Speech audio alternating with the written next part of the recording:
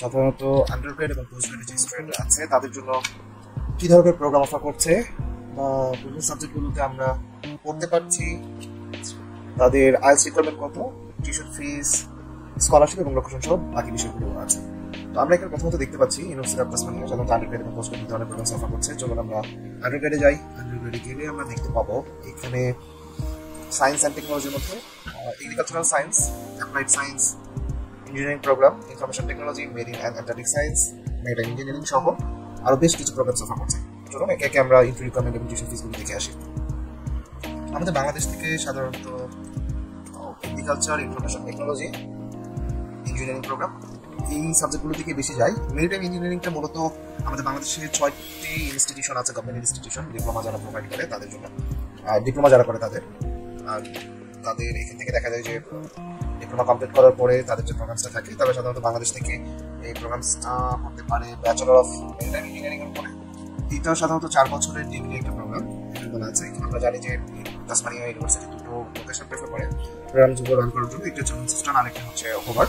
তো এই লুচেস্টনে এই প্রোগ্রামটা রান করছে। এখানে দেখা যায় যে এই ইউনিভার্সিটি এই প্রোগ্রামটি সাধারণত যে র্যাঙ্ক আছে সেই AMC rank top 1 rank university অ্যাসোসিয়েশনের মধ্যে পড়ছে। Best maritime research and learning facilities এখান থেকে পড়লে আমরা সাধারণত পাবো। চলুন আমরা এখানে দেখি, একটা দেখতে পাবো মেজর কয়টি আছে। দুটি মেজর আছে, একটা হচ্ছে naval architecture and ocean engineering. এইটা ফিউচার ডিমান্ডে যারা সাধারণত নেভাল আর্কিটেকচারটাকে মেজর হিসেবে নিতে পারে, অস্ট্রেলিয়ার যে ফিউচার ডিমান্ড আছে সেই ফিউচার ডিমান্ডে খুবই মানে ভেরি স্ট্রং পজিশন আছে। মানে এই ফিউচার ডিমান্ড থেকে পিয়ার পাওয়ার পসিবিলিটিটা অনেক বেশি, জব লিস্টে জব পাওয়ার পসিবিলিটিটা অনেক বেশি। সো আমরা এখন যদি দেখি, এখানে আমরা দেখতে পাবো স্কলারশিপের কথা বলা আছে। স্কলারশিপ এখানে 50% পর্যন্ত তারা রেজিস্টার্ড টিউশন ফিস পাবে, বাট অ্যাকচুয়াল টিউশন ফিসটা স্কলারশিপে সাধারণত 3 ধরনের স্কলারশিপ প্রোভাইড করে ইউনিভার্সিটি অফ তাসমানিয়া। চলুন আমরা দেখি। এখানে আমরা দুটো ভিউ আছে, একটা হচ্ছে ডোমেস্টিক এন্ড ইন্টারন্যাশনাল। যেহেতু আমরা ইন্টারন্যাশনাল কনটেক্সটে কথা বলছি, আমরা ইন্টারন্যাশনাল স্টুডেন্ট হিসেবে আমরা বলতে যাবো। সো আমরা এখানে ইন্টারন্যাশনাল থেকেই আমরা পাচ্ছি। সো ডিউরেশন আমরা দেখতে পাচ্ছি এখানে 4 ইয়ার্স পর্যন্ত ডিউরেশন, যেহেতু bachelor of maritime engineering specialization honours program. So এই প্রোগ্রামটার ডিউরেশন হবে 4 বছর। এখানে অ্যাজ ইউজুয়াল প্রিভিয়াসলি আমরা বলেছিলাম নেভাল আর্কিটেকচার একটা সাব মেজর হিসেবে এখানে আছে।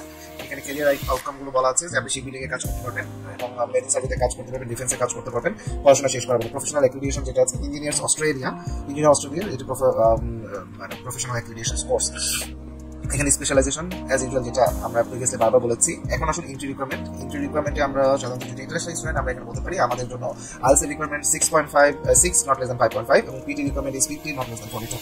সো সাধারণত আমাদের যে স্টুডেন্টগুলো আছেন যাদের 5.5 আছে তারা এই প্রোগ্রামে অ্যাপ্লাই করতে পারবেন, এবং বা পিটি 50-42 আছে তারা এই প্রোগ্রামে ডিরেক্টলি অ্যাপ্লাই করতে পারবে।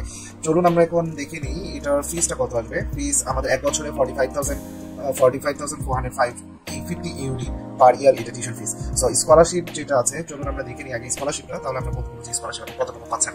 সো আমরা যাই, আমরা গেলে দেখতে পাবো scholarship and fees. So scholarship and fees, okay. So স্কলারশিপের যে ক্যাটাগরি আছে আমরা যা বলছি ইন্টারন্যাশনাল, যেহেতু আমরা ইন্টারন্যাশনাল স্কলারশিপে যাচ্ছি। আমরা ইন্টারন্যাশনাল স্কলারশিপকে আমরা 3 ধরনের স্কলারশিপ পাবো ইন্টারন্যাশনাল স্টুডেন্টদেরকে। একটি হচ্ছে Tasmania international scholarship, early acceptance scholarship and 10% fees discount. 10% fees ডিসকাউন্টটা মূলত আপনার যদি প্রিভিয়াসলি ফ্যামিলি রিলেটিভ কেউ পড়াশোনা করে তাদেরকে দেওয়া হয়। সো আমরা এইদিকে এই স্কলারশিপের দিকে ফোকাস করবো না, আমরা যাবো তাসমানিয়া ইন্টারন্যাশনাল স্কলারশিপ এবং আর্লি বার্ড যে স্কলারশিপ, আর্লি অ্যাকসেপ্টেন্স যে স্কলারশিপ আছে সেটার জন্য। সো এখানে বলাই আছে Tasmania international scholarship 25% scholarship provide করছে। সো তাসমানিয়া ইউনিভার্সিটি মূলত 25% স্কলারশিপই দেয়। এর বাইরে আরেকটি স্কলারশিপ আছে যেটা হচ্ছে আর্লি স্কলারশিপ অ্যাকসেপ্টেন্স, এটার পর্যন্ত 10%। দ্যাট মিনস আমরা যদি 25% and 10% পাই তাহলে দেখা যাচ্ছে যে 35% পর্যন্ত স্কলারশিপ পাওয়া পসিবল। সো সাধারণত যে স্টুডেন্টগুলো তাসমানিয়ার জন্য ফোকাস, তারা হার্ডলি 35% পর্যন্ত স্কলারশিপ পেতে পারেন অ্যাজ অ্যান ইন্টারন্যাশনাল স্টুডেন্ট হিসেবে। এর বাইরেও আরো ডিন অ্যাওয়ার্ড এবং মেরিট স্কলারশিপ আছে, ওগুলো সাধারণত কেস টু কেস প্রোভাইড করা হয় বা কেস টু কেস অ্যানালাইসিস করে। তো আমরা যদি দেখি 45,450 আমাদের টোটাল টিউশন ফিস, এর থেকে 25% ডিডাক্ট করলে যে স্কলারশিপটা আসে সেখান থেকে আমাদের মূল অ্যামাউন্টটা আসবে ইয়ারলি টিউশন ফিস, এবং ওই অ্যামাউন্ট থেকে 50% আমাদেরকে সাধারণত পেমেন্ট করে যেতে হবে। যেহেতু আর্লি বার্ড স্কলারশিপের একটি ডেডলাইন থাকে যে বাই একটা নির্দিষ্ট অক্টোবরের মধ্যে, সাধারণত আমরা যারা ফেব্রুয়ারি ইনটেকে যাচ্ছি তাদেরকে অক্টোবরের মধ্যে অ্যাকসেপ্টেন্স করতে হবে, অফার লেটার অ্যাকসেপ্ট করতে হবে, দ্যাট মিন্স টিউশন ফিসটা বাড়াতে হবে।